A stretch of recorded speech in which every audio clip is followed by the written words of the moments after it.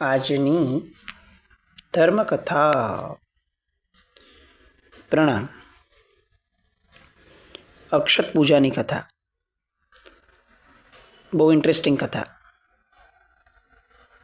એક પોપટી દ્વારા એક રાજાનો ભૂતકાળ કહેવાઈ રહ્યો છે. સભા તો સ્તબ્ધ છે, રાજા પોતે પણ સ્તબ્ધ છે. એક ઝીણામાં ઝીણી વાત કે જે વાતો કોઈને ખબર નથી. કદાચ આઉટરલી કેટલીક ઘટનાઓ ખબર છે, પણ એના કારણભૂત જે ઘટનાઓ છે પરિવ્રાજિકાવાળી, એ રાણી સિવાય લગભગ કોઈને ખબર નથી. એ વાતો પણ અત્યારે આ પોપટી જણાવી રહી છે. જેટલું આશ્ચર્ય રાજાને છે એટલું જ આશ્ચર્ય રાણીને પણ છે. પોપટે કથા કીધી પોપટીએ કે સતા થવા માટે તૈયાર થઈ ગયેલા રાજા કે ભાઈ જેમ સતી થાય છે એમ હું સતો થઈશ. અને એ અંતિમ યાત્રાની અંદરમાં છેક ચિતા ઉપર રાજા બેસી ગયા. પરિવ્રાજિકા આવી અને રાજાને ચિતા પર બેસી ગયેલા એને કીધું કે તમે બધા અહીંથી ખસી જાઓ. રાણી મરી જ નથી ગઈ, રાણી બેહોશ થઈ છે. બધા સ્તબ્ધ થયા કે આટલા વૈદો, બીજા બધા ભુવાઓ, આ બધા ખોટા અને આ એકલી પરિવ્રાજિકા સાચી. અને પરિવ્રાજિકા પાછી લોકો માટે તો નવી છે, કંઈ બહુ પ્રચલિત છે એવું નથી. અને વાત ઉપર ભરોસો કેટલો રાખો? પણ ડૂબતો માણસ તરણું ચાલે. એ પરિસ્થિતિ જેવી હતી કે એવા સમયે રાજાને ગુમાવવા કરતાં કોઈ બી વ્યક્તિ કંઈ પણ આવીને કે એની ઉપર લોકોને વધારે શ્રદ્ધા હોત. કારણ કે કોઈ પણ પ્રકારે અગર રાજા મરતો બચતા હોય તો એનાથી ઉત્તમ શું છે? અને એમાં પણ જે કોન્ફિડન્સથી આ પરિવ્રાજિકાએ કહ્યું કે ભાઈ ઊભા રહો, તમારા રાણી મર્યા નથી. એ કોન્ફિડન્સ સાંભળી અને લોકોને કેટલોક વિશ્વાસ પણ બેઠો. રાજા તો આમ પણ અર્ધ પાગલની અવસ્થામાં છે. એને તો રાણીને જીવાડવાની કોઈ પણ વાત કરે એ વધારવા લાયક જ લાગે. ઓલરેડી એણે ઇનામ પણ જાહેર કરી દીધું છે આટલું મોટું. એટલે બધાએ મળી અને રાણીને બચાવવા માટેનો આ યત્ન કરવા માટે આ પરિવ્રાજિકાને સમયની છૂટ આપી. બધાને આગળ ખસાડ્યા અને પેલી જે રાણી હતી ચિતાની અંદરમાં પોઢેલી, જેના ઉપર કેટલાક લાકડા વગેરે પણ ઢાંકી દીધા હતા, એ લાકડા ખસાવ્યા અને પોતાની પાસે રહેલી સંજીવની વનસ્પતિ એ આ પરિવ્રાજિકાએ સૂંઘાડી. જેવી સંજીવની વનસ્પતિ સૂંઘાડી એટલે રાણી તત્કાલ હોશમાં આવી ગયા. જાગૃત થયા, જાણે સૂઈને ઉઠ્યા હોય એવી રીતે આળસ મંડીને ઊભા થયા. રાજા તો ગીલો થઈ ગયો, ખૂબ ખુશ થયો. પ્રજાની અંદરમાં પણ રાજા બચી ગયા, રાણી બચી ગયા, એનો આનંદ લોકોમાં વર્તાવા લાગ્યો. રાજા અને રાણી અમર રહો, રાજા રાણી અમર રહો, આવા ગગનભેદી નારાઓથી એ શ્રીપુરનું આકાશ અને એ શ્રીપુરનું સ્મશાન એકદમ ઘેરાવા લાગ્યું. લોકોની અંદરમાં ચર્ચાઓ અંતવિહીન હોય એ રીતે લોકો વાતો કરવા લાગ્યા. આ બધી વાતો, આ બધી વસ્તુઓ લોકોને દિવસો સુધી યાદ રહી, ચર્ચાઓનું કેન્દ્ર બનીને રહી.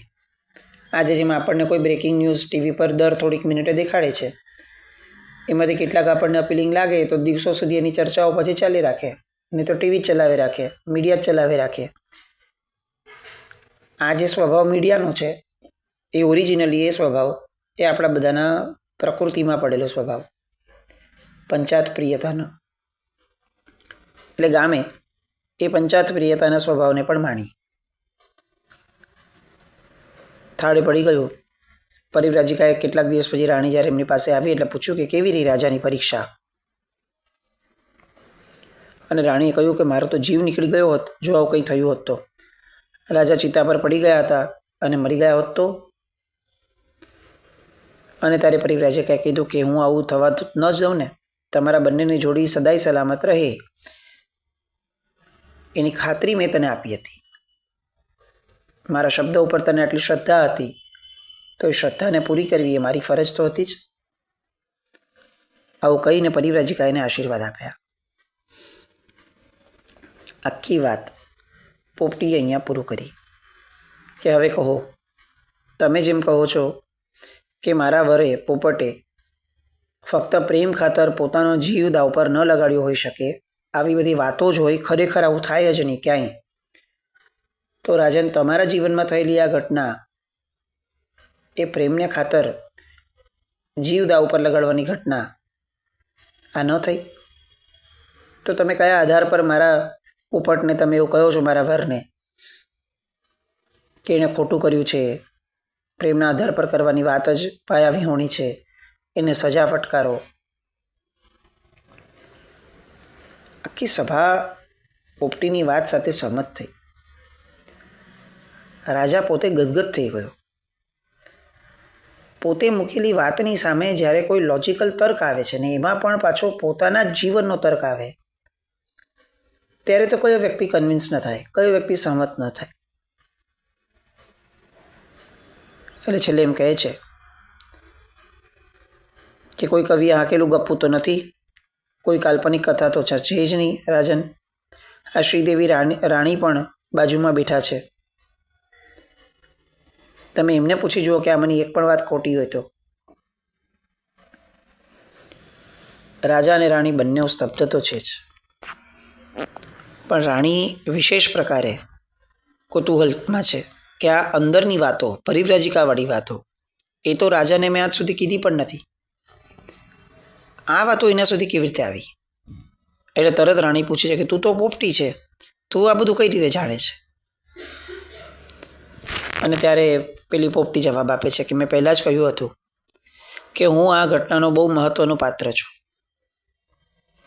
એ જે પરિવ્રાજિકા હતી એ પરિવ્રાજિકાનો આત્મા એ હું છું. મને જ્યારે સમાચાર મળ્યા કે મારા વરને તમારા સૈનિકો પકડીને અહીંયા લાવ્યા છે અને તમે એને મારી નાખવા ઈચ્છો છો, એટલે હું તરત એ વૃક્ષ પરથી ઉડી અને અહીંયા રાજમહેલમાં આવવા માટે નીકળી. રાજમહેલમાં આવતા પહેલાં જ્યારે રાજમહેલ જોયો બહારથી, અને મને એવું લાગ્યું કે મેં આ પહેલાં ક્યાંક જોયો છે.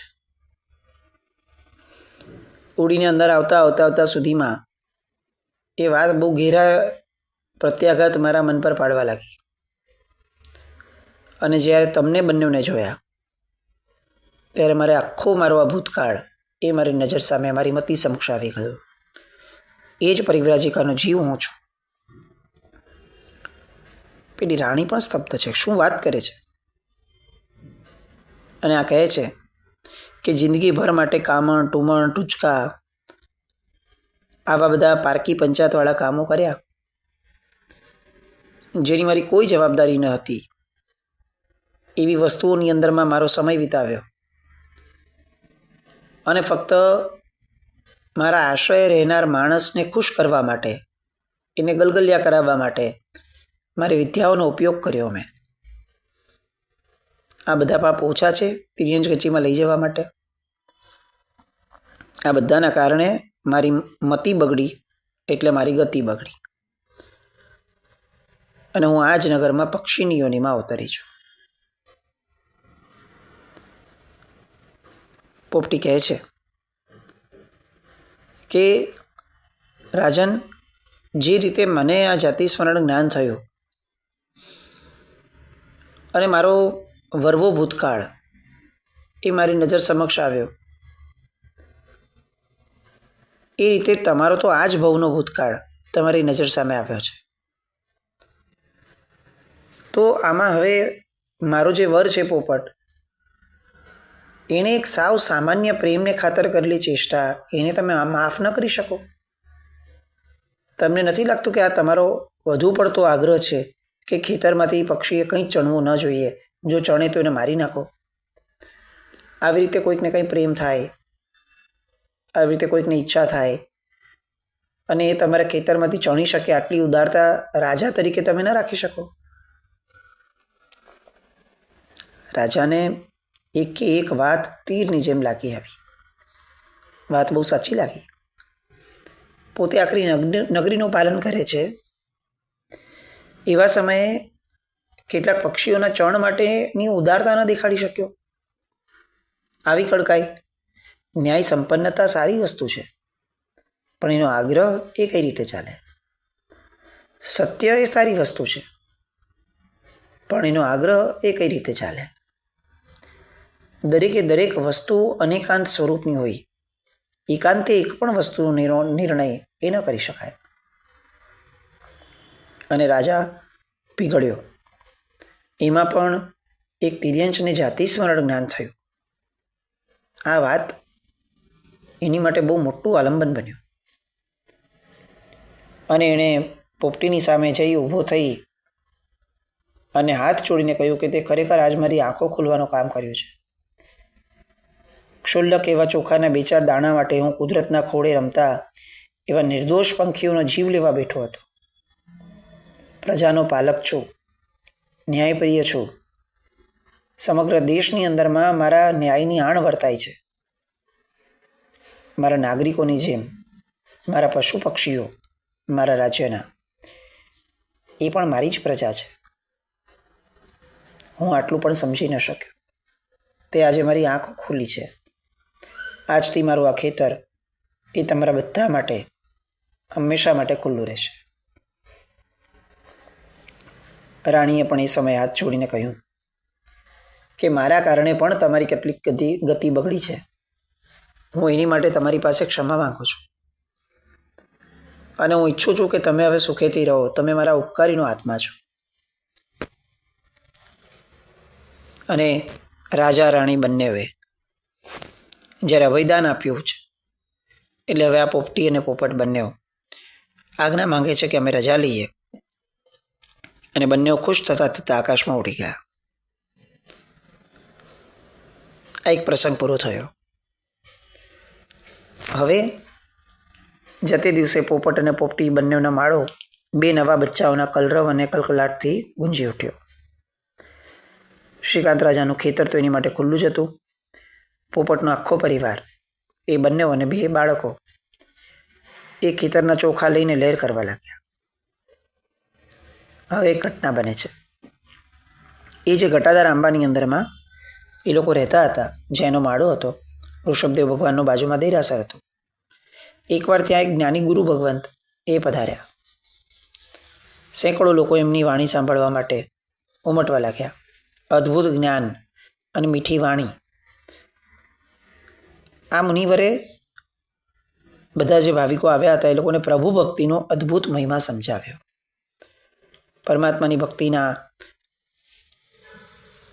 કેટલા બધા આયામો, કેટલા બધા ફળો, એ ભક્તિના સ્વરૂપ, એ બધું એ પ્રવચનની અંદરમાં સંભળાવા લાગ્યા. પોપટને જાતિ સ્મરણ જ્ઞાન થયું છે. એટલે એનો અર્થ એ થયો કે હવે એ મનુષ્યોની ભાષાને બહુ જ સારી રીતે સમજી શકે છે. જાતિ સ્મરણ જ્ઞાન દ્વારા જે ભવનું જાતિ સ્મરણ જ્ઞાન થાય, એ ભવની સંજ્ઞાઓ એ પણ જાગૃત થાય. એટલે એ ભવની વાચા, એ ભવની લિપિ, એ બધું પણ જાગૃત થાય. ડાળ પર જ બેઠા છે, પ્રવચન નીચે જ ચાલે છે વૃક્ષની, એટલે પ્રવચનો સાંભળે છે. પ્રભુની પૂજા કરવાથી કેવા મધુર ફળ વળે, એ બધું સાંભળે છે. ભક્તજનો તો વાણીના પ્રવાહમાં તરબોળ છે જ, સાથે સાથે આ પોપટી જે છે એ પણ એટલી જ તરબોળ છે. અને વ્યાખ્યાન ધર્માને એક ભાવિકે એ ગુરુ ભગવંતને પ્રશ્ન કર્યો જિજ્ઞાસાપૂર્વક કે સાહેબ, પ્રભુની પૂજા તો અમે કરીએ છીએ, પણ એવી કોઈ વિશિષ્ટ પૂજા છે કે જે વધારે લાભદાયક બને? અને ત્યારે સાહેબ એમને સમાધાન આપ્યું કે પરમાત્માની તમામ પૂજાઓ પોતપોતાની જગ્યાએ ઉત્તમ છે, પણ આ બધી પૂજાઓની અંદરમાં જો કોઈ પૂજાને ઉત્તમ સ્થાન આપવું પડે, ઊંચું સ્થાન આપવું છે અને દ્રવ્ય તરીકે સૌથી ઊંચું ગણવું છે, તો એમાં અક્ષત પૂજાને ગણી શકાય. પેલા ભાવિકે પૂછ્યું કે સાહેબ એનું શું કારણ? અને ત્યારે કહે છે ગુરુ ભગવાન કે અક્ષત એ કદી ઉગતા નથી. એક એવું દ્રવ્ય છે કે જે અક્ષય છે, એનો ક્ષય કરો તો એ ફરીથી ત્યાં જઈને ઉગવાનું નથી. એટલે અક્ષત પૂજા કરનારને પણ અક્ષત એવું સિદ્ધિનું સ્થાન પ્રાપ્ત થાય એવો એ પૂજાનો ભાવ છે. ઉપરાંત અક્ષત શ્વેત વર્ણિ જ હોય અને આપણે ત્યાં શુક્લ ધ્યાનનો વર્ણ એ શ્વેત વર્ણિ કીધો છે. જ્યારે પણ જીવને કેવળ જ્ઞાન થાય ત્યારે શુક્લ ધ્યાન દ્વારા થાય અને શુક્લ ધ્યાનનો વર્ણ શ્વેત, અક્ષતનો વર્ણ શ્વેત. તો અક્ષત પૂજા કરતાં કરતાં ભાવિકે જીવે એ ચિંતવવાનું છે કે આવી શુભ્રતા, આવી શ્વેતતા શુક્લ ધ્યાનની એ મારામાં પ્રગટે. હું મારા અર્થ ધ્યાનોથી દૂર થાવ, હું મારા રૌદ્ર ધ્યાનોથી દૂર થાવ અને ધર્મ ધ્યાન દ્વારા અંતે હું શુક્લ ધ્યાનને પામું. આવા ભાવ આ અક્ષત પૂજા દ્વારા ઊભા થાય છે, જેના દ્વારા આત્મા મુક્તિ તરફ આગળ વધે છે. એ ઉપરાંત અષ્ટમંગલ આલેખવાના એક ભાગમાં સ્વસ્તિક આવે છે. આ સ્વસ્તિકના 4 પાંખિયા એ 4 ગતિના પ્રતીક છે.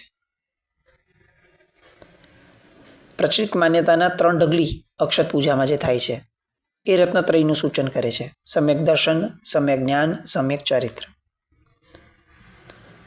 એટલે એના દ્વારા એવું સમજાય છે કે આ રત્નત્રય દ્વારા 4 ગતિનો નાશ થશે. જીવની રત્નત્રયમાં શ્રદ્ધા વધે છે અને અંતે આ જ અક્ષતથી રચાયેલી સિદ્ધશિલા એ પૂજક, અક્ષત પૂજાનો જે આરાધક છે એને એ સ્થાનની પ્રાપ્તિનો સંકેત આપે છે. અને સિદ્ધશિલા ઉપર આલેખાયેલી એ લીટી, એ રેખા એ અનંત સિદ્ધ ભગવંતોનું સ્વરૂપ, અનંત સિદ્ધ ભગવંતોનું સ્થાન, અનંત સિદ્ધ ભગવંતો સાથેનો પ્રેમ એનો જગાડે છે. આ આખી વાત અક્ષત પૂજાના હાર્દ સાથેના ભાવ સાથેની આખી વાત એ મુનિવર પરશદાની સામે બોલે છે. આ તો પણ વ્યવહારિક વાતો થઈ. આધ્યાત્મિક લાભોની વાત કરવા બેસીએ તો એ અનહદ છે. અક્ષત પૂજા કરનાર જીવ એ અંદરમાં પ્રભુ પ્રત્યેની, શ્રી સંઘ પ્રત્યેની એવી બધી પરિણતિઓને પામે છે કે જેના દ્વારા તીર્થંકર નામ કર્મ સુધીની યાત્રા પણ એ પામી શકે છે. અક્ષત પૂજામાં અષ્ટમંગલ આલેખાય છે. અષ્ટમંગલ આલેખવાનો આશય શું છે? તો કે શ્રી સંઘનું હિત, એક આશય. અને શ્રી સંઘનું હિત વિચારનાર માણસ એ છેક ઉત્તમ આત્માઓની ભક્તિ દ્વારા તીર્થંકર નામ કર્મ નિકાચિત કરી શકે, પામી શકે,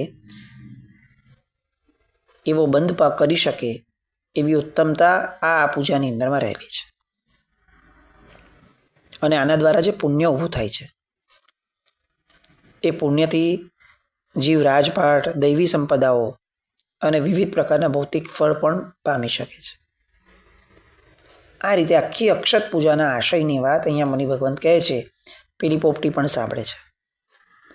એ પોતાના જોડલાના પોતાના વરને પણ આ બધી વાતો પોતે સંભળાવે છે. લોકો તો અક્ષત પૂજા તરફ વળ્યા. નગરની અંદરમાં અક્ષત પૂજા થવા લાગ્યું. પણ અહીંયા પોપટીએ પોતાના વરને કહ્યું કે મને આ મહાત્માની વાતો બહુ ગમી છે. આપણે પણ ભગવાનને ચોખા ચડાવીએ તો કેવું? પેલાએ કહ્યું કે તું જે પ્રમાણે કહેતી હતી તો મને પણ બહુ સાંભળવું ગમતું હતું. આપણને પણ આવા ચોખા ચડાવવા તો બહુ ગમશે અને આપણી માટે સહજ છે, કારણ કે ચોખા તો રાજાના ઉદ્યાનમાંથી લેવાની આપણને બધી છૂટ છે. તો તું જે કહે છે એ પ્રમાણે તે પૂર્વભાવની અંદરમાં જો તારી વિદ્યાનો આટલો નબળો ઉપયોગ કર્યો, એમાં તું આ તિર્યંચના ભાવમાં આવી, તો આજે આ ભાવમાં આપણને મળેલ ખોરાક કે આપણને મળેલ સંપત્તિ એનો સદુપયોગ કરશું તો તારા પહેલાંના પાપ પણ ધોવાશે અને ભવિષ્યની અંદરમાં સદગતિ પણ મળશે, તને પણ ને મને પણ. અને બંનેવે નક્કી કર્યું કે આપણે આ યોનિમાંથી છૂટવા અને સદગતિ પામવા માટે રોજ આપણે અક્ષતો ભગવાનને ચડાવશું. આ એમના આશયની વાત અને એના દ્વારા જે ઘટનાઓ બની એ આ કથાના અંતની વાત. એમના પોપટ પોપટીના ભાવ પછી એ લોકો કઈ રીતે આગળ વધ્યા એની નાની વાત અને ત્યારબાદ અક્ષત પૂજાના સ્વરૂપની વાત. બહુ ઝીણવટભરી વાતો છે, બહુ વિચારણીય વાતો છે. એ બધી વાતો માટે આપણે આવતીકાલે મળશું. જીનાજ્ઞાવૃત કંઈ પણ બોલાય તો મિચ્છામિ દુક્કડમ. જૈનમ જયતિ શાસન.